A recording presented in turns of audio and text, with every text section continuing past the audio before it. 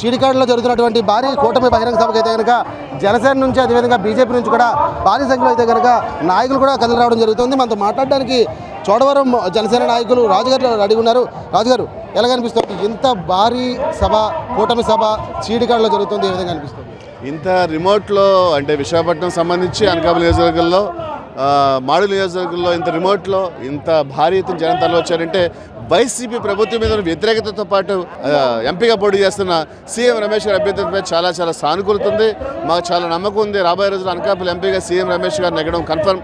అలాగే మాడుగుల్లో పైలి ప్రసాద్ గారు కూడా ఖచ్చితంగా ఘన సాధిస్తారు. ఈ ప్రాంతాన్ని అభివృద్ధి చేసే ప్రక్రియలో పక్కనే ఉన్న చోడవరం జనసేన పార్టీ ఇన్ఛార్జిగా మాడుగుల మీద పూర్తి అవగాహన ఉంది. ఈ రెండు జంటగా అభివృద్ధి చెందాలంటే ఖచ్చితంగా బీజేపీ విజయం సాధించాలి, సైకిల్ విజయం సాధించాలి. ఇది జనసేన విజయంగా జనసేన పార్టీ శ్రేణులన్నీ కూడా వీర మహిళలు, జనసైనికులు, లీడర్స్ అందరూ కూడా సీఎం రమేష్ గారి అభ్యర్థిత్వాన్ని చాలా గట్టిగా బలపరుస్తున్నాం.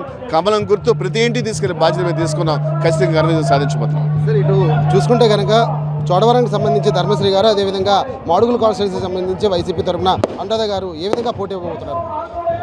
మరి ఈరోజు ధర్మశ్రీ గారు పూర్తి స్థాయిలో విఫలమయ్యారు అన్న విషయం మీద చోడవరం ఎలక్షన్ జరుగుతుంది. అభివృద్ధి చాలా దూరంగా ఉంది.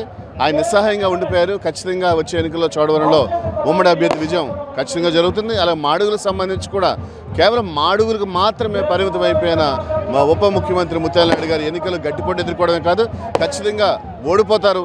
ఇక్కడ ఉమ్మడి అభ్యర్థి ఘన విజయం సాధించబోతున్నారు.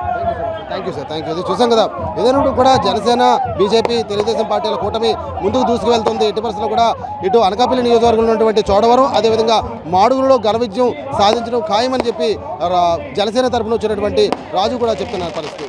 కెమెరామెన్ ప్రేమ్తో ప్రసాద్, ఎంపీఎం లేవు, చీడికాడ గ్రామం నుంచి.